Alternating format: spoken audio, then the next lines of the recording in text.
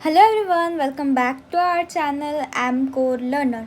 आज हम लोग गीक्स और गीक्स के डे 1 चैलेंज को एक्सप्लेन करेंगे, उसके लॉजिक को समझेंगे और नेक्स्ट वीडियो में हम लोग इसके कोड को देखेंगे। तो अगर आप लोग डायरेक्ट कोड पे जाना चाहते हैं तो मेरे नेक्स्ट वीडियो को वॉच करें, लेकिन अगर आप लोग डिटेल एक्सप्लेनेशन चाहते हैं कि इस कोड को कैसे करना है, किस तरीके से लॉजिक बिल्ड करें, तो उसके लिए आप लोग ये वीडियो बिल्कुल देखें। तो सबसे पहले आज का जो पहला क्वेश्चन है वो है मेरा सेकेंड लार्जेस्ट, यानी सेकेंड लार्जेस्ट एलिमेंट को फाइंड करना। आज का मेरा ये पहला क्वेश्चन है।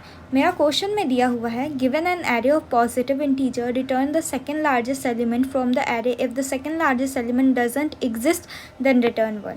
कहने का मतलब ये है कि हमको फाइंड आउट करना है मेरे सेकेंड लार्जेस्ट एलिमेंट को, और अगर मेरा सेकेंड लार्जेस्ट एलिमेंट एग्जिस्ट नहीं करता है तो हम लोग को -1 को रिटर्न कर देना है। अगर हम लोग देखें तो यहाँ पे एक नोट भी दिया हुआ है कि the second largest element should not be equal to the largest element, यानी कि जो मेरा लार्जेस्ट एलिमेंट होगा और अगर मान लीजिए कि वैसा ही सेम कोई एलिमेंट दिया हुआ है तो हम लोग उसको सेकेंड लार्जेस्ट कंसीडर नहीं करेंगे। मेरा यहाँ पर एग्जांपल में दिया हुआ है एक एरे है, वो एरे में 12, 35, 1, 10, 34 ये सब कुछ दिया हुआ है। अब ये सब कुछ जो दिया हुआ है तो 35 इन सब में सबसे लार्जेस्ट एलिमेंट है and 34 is my second largest element. तो हम लोग सेकेंड लार्जेस्ट एलिमेंट चाहते हैं, तो इस वजह से जो मेरा आउटपुट आएगा वो आएगा 34। इसके साथ साथ और भी 2 एग्जाम्पल दिए हुए हैं जिसमें मेरा 10, 5, 10 दिया हुआ है। तो 10 आप लोग देख सकते हैं यहाँ पे 2 2 बार आया है, तो क्या मेरा सेकेंड लार्जेस्ट एलिमेंट 10 बन जाएगा? तो ऐसा नहीं है, 5 मेरा सेकेंड लार्जेस्ट एलिमेंट बनेगा। फिर 10 और 10 ये दोनों ही मेरा फर्स्ट लार्जेस्ट एलिमेंट है, यानी ये दोनों मेरा फर्स्ट लार्जेस्ट एलिमेंट है और 5 मेरा सेकेंड लार्जेस्ट एलिमेंट है। उसके बाद हम लोग को देखना है यहाँ पे और एक एग्जांपल 10, 10, 10। इन तीनों में 10 ही एक फर्स्ट लार्जेस्ट एलिमेंट है, यानी कि मेरा यहाँ पे सेकेंड लार्जेस्ट एलिमेंट एग्जिस्ट नहीं करता। तो अगर मेरा सेकेंड लार्जेस्ट एलिमेंट एग्जिस्ट नहीं करेगा तो उस पॉइंट पे हम लोग को जो रिटर्न करना है वो होगा -1। तो आइए चलिए इस कोड को एक्सप्लेन तरीके से देखते हैं। हम लोग आज तक फर्स्ट लार्जेस्ट एलिमेंट को निकाले हैं, जहाँ पर हमको सबसे पहला जो वैल्यू है, जो सबसे बड़ा है, उसको फाइंड आउट करके दे देना है। लेकिन ये कोड हल्का सा कॉम्प्लेक्स है, यानी इजी कॉम्प्लेक्स प्रॉब्लम है कि हम लोग को फाइंड आउट करना है सेकेंड लार्जेस्ट एलिमेंट को।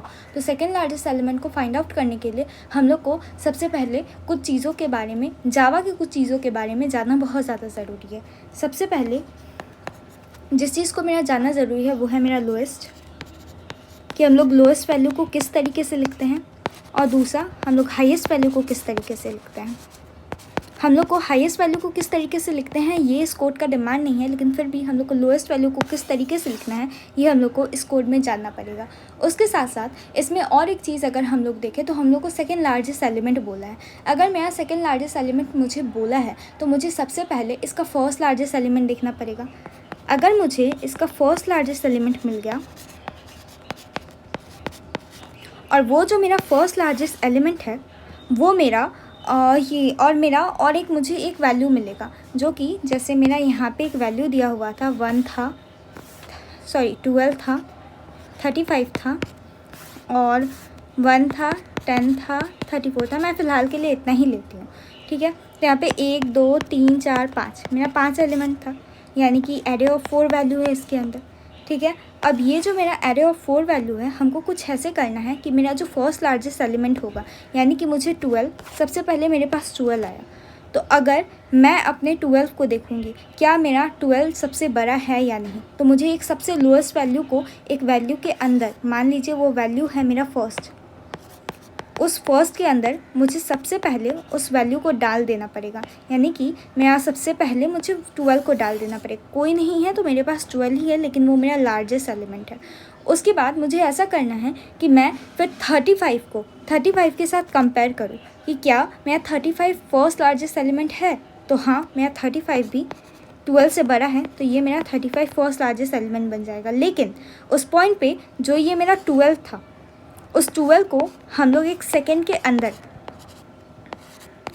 सेकेंड नाम के वेरिएबल के अंदर डाल देंगे, यानी कि अगर मेरा 35 सबसे बड़ा होगा तो उसके पीछे जो एलिमेंट सबसे बड़ा है, यानी कि 12, हम लोग कहेंगे कि वो मेरा सबसे बड़ा एलिमेंट है। उसके बाद आएगा 1 को कंपेयर करेंगे 35 से। क्या 1 बड़ा है 35 से? तो आंसर है नहीं, 35 से तो 1 बड़ा नहीं है, तो मेरा फर्स्ट के अंदर 35 ही रहेगा। लेकिन उसके बाद सेकंड के अंदर जो वैल्यू पहले से दिया हुआ है, मुझे 1 को उसके साथ भी कंपेयर करना पड़ेगा। क्या जो मेरा 1 है वो मेरा 12 से बड़ा है? तो आंसर है नहीं। तो इसलिए मैं ये कहूँगी कि मेरा जो सेकेंड लार्जेस्ट एलिमेंट है वो आपका 12 ही रह जाएगा और 1 नहीं होगा। उसके बाद मैं ये 10 के ऊपर जाऊंगी, तो 10 का भी सेम कंपैरिजन होगा 35 के साथ और 12 के साथ। उसके बाद मैं 34 के ऊपर जाती हूँ। जैसे ही मैं 34 के ऊपर जाती हूँ, मेरा कंपैरिजन सबसे पहले होगा 35 के साथ। क्या 35 ये से बड़ा है 34? तो आंसर है नहीं, 35 से बड़ा नहीं है 34। इस सिनेरियो में मुझे फिर वापस 12 से कंपेयर करना पड़ेगा कि क्या जो मेरा 34 है वो मेरा बड़ा है 12 से? तो आंसर है ट्रू, हाँ मेरा बड़ा है। तो जब अगर मेरा 34 12 से बड़ा है तो मैं सेकंड के अंदर अब 34 डाल दूँगी। यानी कि मुझे देखना है एक ऐसा एलिमेंट जो कि मेरे फर्स्ट से तो छोटा हो, लेकिन मेरा जो सेकंड है वो उस फर्स्ट के अलावा बाकी सब एलिमेंट से सबसे बड़ा हो। मुझे इस तरह का एक लॉजिक बिल्ड करना है। तो मैंने यहाँ पे क्या क्या देखा, इसको एक समराइज तरीके से मैं आप लोगों को बताती हूँ। मुझे सबसे पहले देखना ये है कि मुझे एक एलिमेंट लेना है। उस एलिमेंट के अंदर दो एलिमेंट एक्चुअली, मान लीजिए ये E1 और E2, ये मेरा फर्स्ट लार्जेस्ट एलिमेंट होगा और इसके अंदर हम अपना सेकेंड लार्जेस्ट एलिमेंट रखेंगे। इसके अंदर हम इंटीजर डॉट मीन रख देंगे, इंटीजर डॉट मीन वैल्यू। ये इंटीजर डॉट मीन वैल्यू क्या है, जिस तरीके से अगर मान लीजिए आप लोग को सबसे बड़ा एलिमेंट निकालना होगा, तो अगर आप लोग को सबसे बड़ा एलिमेंट निकालना है तो उसके लिए मुझे एक वैल्यू के अंदर मैं ज़ीरो रखती थी। ज़ीरो रखने का मतलब है कि जैसे मैंने ज़ीरो रख दिया तो ज़ीरो से बड़ा कोई भी एलिमेंट होगा तो वो इसके अंदर स्टोर हो जाएगा। लेकिन यहाँ पर जो मेरे पास फ़िलहाल प्रेजेंट कोड है उसमें सबसे बड़ा एलिमेंट कोई भी हो सकता है। यानी कि अगर मेरे में -1 -2 ऐसे करके दिया हुआ है तो वहाँ पे जो मेरा सेकेंड लार्जेस्ट एलिमेंट होगा वो -2 होगा और फर्स्ट लार्जेस्ट एलिमेंट -1 होगा। तो इस सिचुएशन में मैं तो नहीं जानती कि मेरा सबसे छोटा वैल्यू किसको मुझे सेट करना चाहिए। तो जावा में इनबिल्ट एक ये टाइप है इंटीजर डॉट मैक्स वैल्यू। जैसे ही मैं इंटीजर डॉट मीन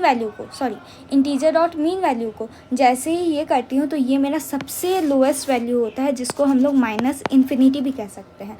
यानी ये मेरा -इन्फिनिटी होता है। उसी तरीके से मेरा एक इंटीजर डॉट मैक्स वैल्यू भी होता है। मैक्स वैल्यू में हम लोग सबसे यानी प्लस इन्फिनिटी इसके अंदर होता है। यानी ये सबसे बड़ा वैल्यू होता है जो किसी एक वेरिएबल के अंदर स्टोर हो सकता है, और ये सबसे छोटा वैल्यू होता है जो एक इंटीजर के अंदर स्टोर हो सकता है। तो मुझे सबसे पहले एक सबसे छोटा वैल्यू को फर्स्ट के अंदर ये रखना है, और साथ ही साथ सेम चीज़ मैं एलिमेंट 2 के लिए भी करूँगी, यानी मेरे सेकेंड एलिमेंट के लिए भी करूँगी कि इंटीजर डॉट मीन वैल्यू इसके अंदर रख दूँगी ताकि इसके अंदर मेरा सबसे छोटा वैल्यू आ पाए।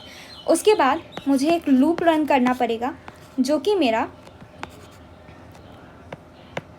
i बराबर 0 से लेकर के एरे के लेंथ तक रन करेगा।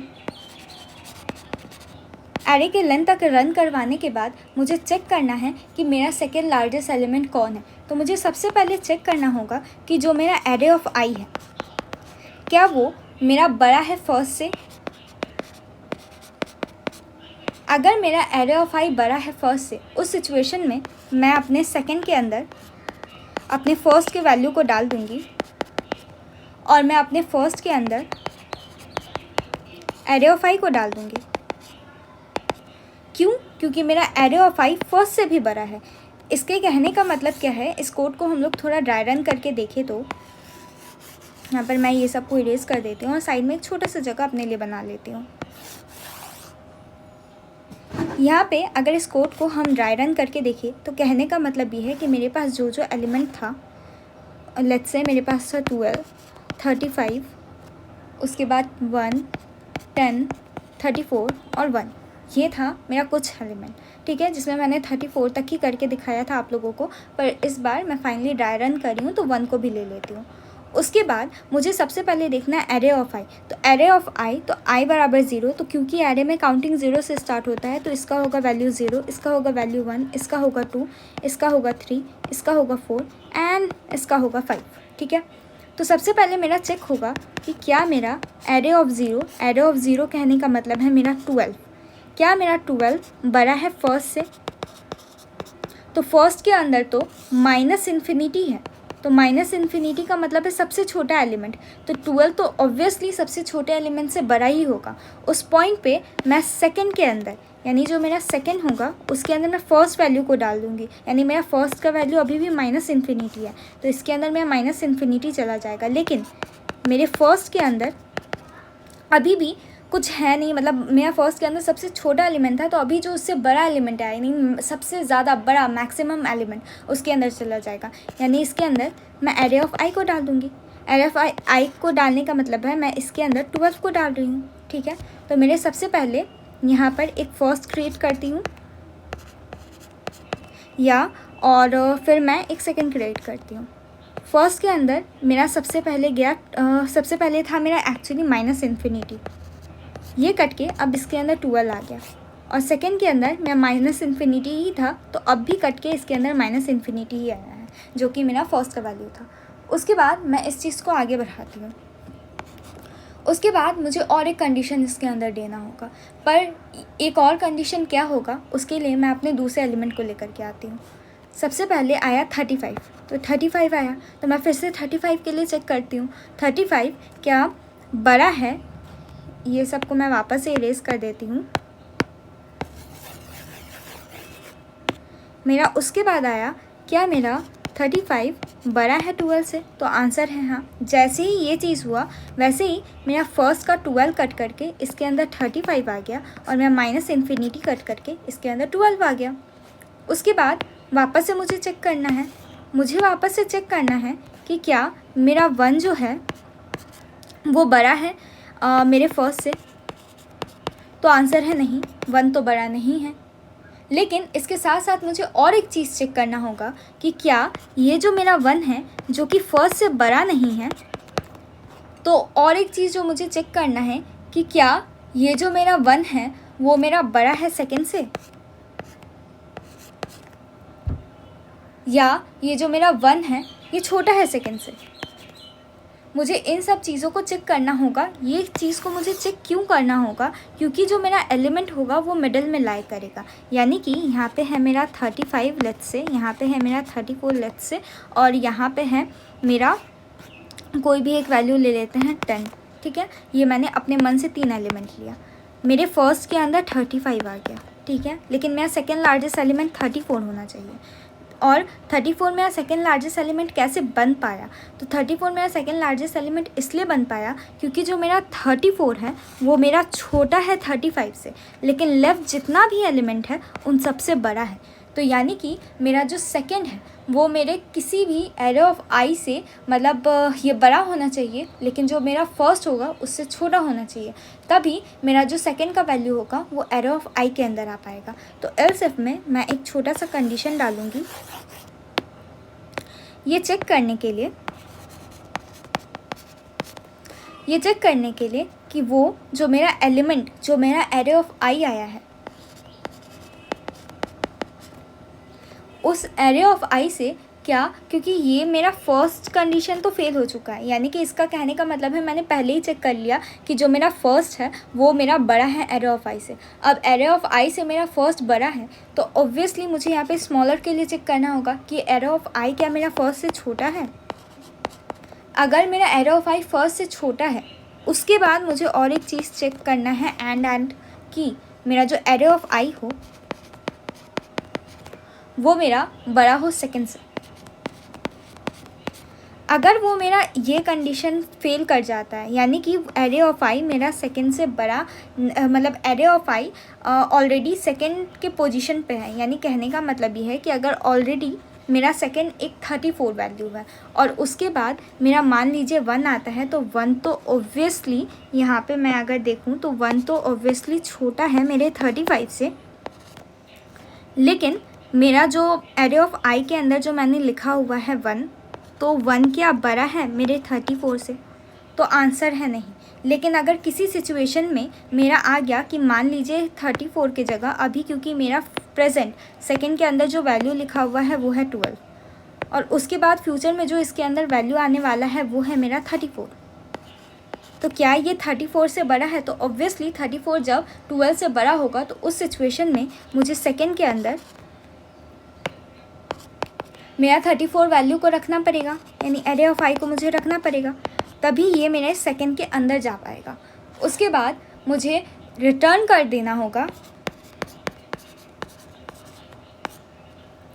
मेरे सेकंड को। तो मुझे सिर्फ अगर मैंने सेकंड को रिटर्न कर दिया उस फेज़ में, उस पॉइंट पे, मैं ये नहीं कह सकती कि वो जो एलिमेंट आया है वो मेरा माइनस पोजीशन पे है या मेरे इंटीजर डॉट मीन पोजीशन पे है, मेरे किस पोजीशन पे है। तो मैं या आप सभी टर्नरी ऑपरेटर को जानते होंगे। टर्नरी ऑपरेटर होता है क्वेश्चन मार्क इज टू, ठीक है। यानी कि इसमें मैं बता देती हूँ, एक एक्सप्रेशन 1 होता है, अगर वो एक्सप्रेशन 1 मान लीजिए एक्सप्रेशन 2 से बड़ा है, यानी कि कोई भी अगर ट्रू वैल्यू आता है तो वो यहाँ पर जा कर के प्रिंट होगा, और अगर फॉल्स वैल्यू आता है तो वो यहाँ पर जा कर के प्रिंट होगा। कहने का मतलब ये है कि मान लीजिए यहाँ पर कोई एक्सप्रेशन दिया हुआ है जो कि है 5 ग्रेटर देन 2। अगर ये मेरा ट्रू है और यहाँ पे मैं लिख देती हूँ 5, यहाँ पे लिख देती हूँ मैं 2। अगर मेरा 5 बड़ा है 2 से, ये हम सब जानते हैं कि ये सच है। तो अगर मेरा 5 बड़ा है 2 से, ये सच है, तो ये इस पोजीशन पे जाएगा अगर मेरा ट्रू आया तो। लेकिन अगर ये वाला चीज़ किसी भी कारण से मेरा फॉल्स हो जाता है तो फॉल्स होने पे ये यहाँ पे चला जाता। तो ये था मेरा टर्नरी ऑपरेशन का काम। यहाँ पर भी मैं सेम चीज़ यूज़ करूँगी। यहाँ पर जिस चीज़ को मैं यूज़ करूँगी वो होगा मेरा सेकंड को नापने के लिए कि क्या मेरा सेकंड बराबर है integer dot mean. Integer dot mean value के बराबर होने का मतलब ही ये है कि वो अभी भी माइनस इन्फिनिटी पे ही है, यानी उसका वैल्यू कभी अपडेट ही नहीं हो पाया। अगर उसका वैल्यू कभी अपडेट ही नहीं हो पाया तो मुझे -1 को प्रिंट करवाना है। इसका मतलब ये है कि सेकेंड लार्जेस्ट एलिमेंट एग्जिस्ट ही नहीं करता। और अगर ये -1 यानी इंटीजर डॉट मीन वैल्यू पे नहीं है अभी, तो इसका मतलब ये है कि ये खुद को इंक्रीमेंट कर चुका है। तो अगर ये खुद को जो इंक्रीमेंट किया है वही मेरा असल वैल्यू होगा, तो मैं सेक को रिटर्न करवा दूँगी और ये होगा मेरा फुल कोड। अब इसको एक बार डिटेल में देख लेते हैं। मैंने क्या क्या कहा। मैंने सबसे पहले कहा कि एक एलिमेंट 1 होगा, एक एलिमेंट 2 होगा, जिसको मैं आगे जा कर के फर्स्ट और सेक लिख रही थी। और उसके बाद मैंने कहा इन दोनों के अंदर मीन वैल्यू को डलवा देंगे। उसके बाद एरे रन करेगा i 0 से लेकर के एरे डॉट लेंथ के लिए। उसके बाद मुझे देखना है कि मेरा एरे ऑफ i क्या ग्रेटर देन फर्स्ट है। अगर मेरा array of i greater than first है तो उस पॉइंट पे मेरा सेकंड का वैल्यू फर्स्ट को के बराबर कर देंगे और फर्स्ट का वैल्यू एरे ऑफ i के बराबर कर देंगे। ये मेरा मेंटेन करेगा इस सीक्वेंस को कि मेरे फर्स्ट के अंदर सबसे बड़ा एलिमेंट रहे और मेरे सेकेंड के अंदर जो मेरे फर्स्ट का एलिमेंट यानी कि जो मेरा सेकेंड लार्ज एलिमेंट है वो रहे।